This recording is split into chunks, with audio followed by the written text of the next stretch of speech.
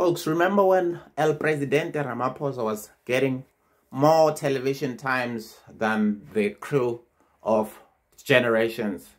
Remember, El Presidente with the so-called family meetings, something of which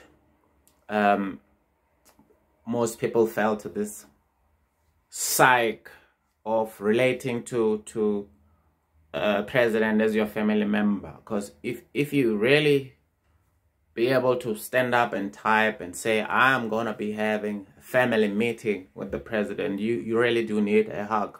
You need a friend. A president or any public servant is not your family. You're not supposed to have emotional attachment to a public servant. A public servant in your neighborhood, if you are living in a neighborhood that needs potholes to be fixed, that public servant must go out there and be a servant to you, the people. Fix the pothole. If you don't have a tar road in a certain township, and then the municipality must see what they can do in order to have a tar road. If you don't have water running down the taps in your villages, a public servant must be able to do that. They're not your family member. We had that. But anyway, the president used to come up on TV trying to look Mandela-esque or Mandela-esque with his last 2 or 3 public announcement about the CODIV, as the Minister of Basic Education and Zuma call it. The CODIV-19 updates will come up wearing Nelson Mandela t-shirt. I guess maybe that will transfer the statesmanship of Nelson Mandela to him, and therefore through that television lens you will also see him as being Mandela's, right? He will come up and talk about his level 5 and adjusted level 4, adjusted level 3, adjusted 0.234, whatever that is.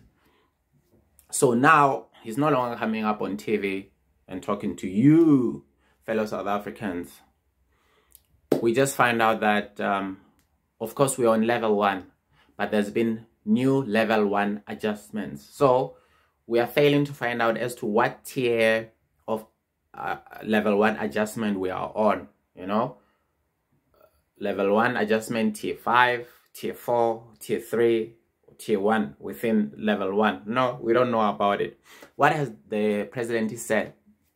Well, they fire off a tweet, which they call a statement. It's in 4 to 5 parts. It's not even like a statement with a presidential seal there at the top saying coming from the office of the president, and then they start labeling all the changes that have been done. It's like 4 to 5 parts tweets. They're talking about elimination of social distancing, right? For kids at school, no more school rotation, so kids will go to school from Monday to Fridays. And now most people are asking questions now. Remember, everybody used to say, trust the science, let's talk about the science.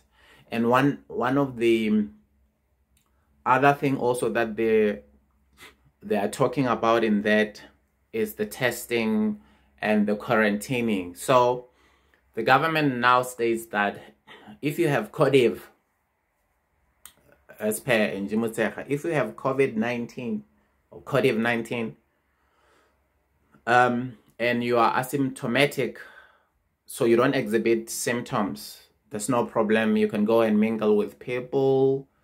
It's fun times, okay? But if you have CODIV and you're exhibiting the symptoms, you have to isolate yourself. But here we got it, wait for it. How long are you going to isolate yourself? Now they've moved from isolating yourself from 10 days to 7 days, okay? So people are questioning, where is the science in that? I think before 10 days isolation, it used to be 14 days. That was 2 weeks. And then they said now it's 10 days. and then they moved to 7 days right now. So far nobody's coming with an answer. The argument though is that, hey, South Africans, about 60 to 80% of South Africans, due to the studies and surveys that they've made, they've already got COVID, right? And as a result, they've developed antibody. So that's the reason why you guys can just mingle with everybody, even though you've got COVID, but you have no symptoms. And also, I do not know now how this COVID is adjusting itself to an individual in their system, saying, okay, now I'm going to be showing you my true colors within these 7 days, and I'm no longer going to move after 8, 9, and 10 days. So 7 days, it's enough. After 7 days, you can go now and go mingle. Okay?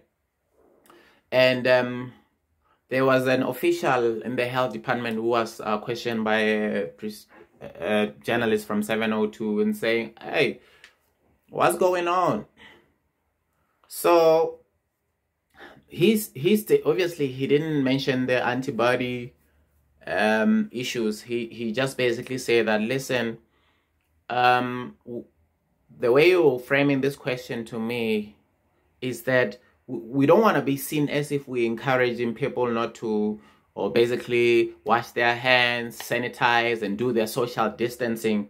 Although we are saying that if you've got COVID and you are not exhibiting symptoms, you must go mingle. But when we ask you, hey, if I go mingle around with other folks with asymptomatic COVID in my system, will I not then be able to infect other people with this COVID, and therefore making those other people having a symptomatic exhibition of the disease and making them ending up being hospitalized, and also at the same time spreading the disease like wildfire?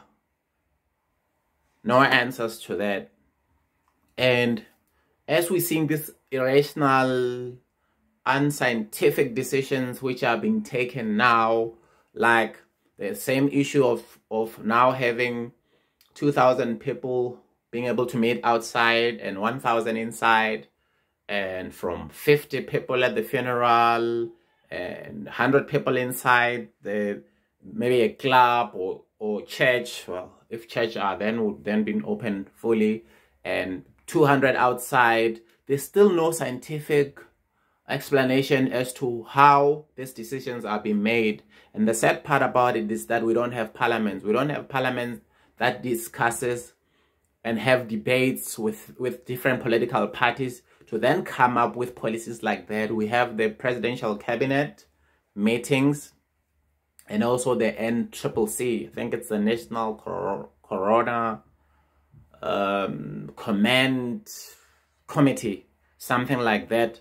These few people sit down and then they come up with these decisions. People who never voted for come up with decisions that affect economy and politics, even though they're not politicians, to lead to the situation where we are in right now. Okay, so that's just my take. My name is Mamuji, and thanks for watching the Mamuji Show, and I'm out.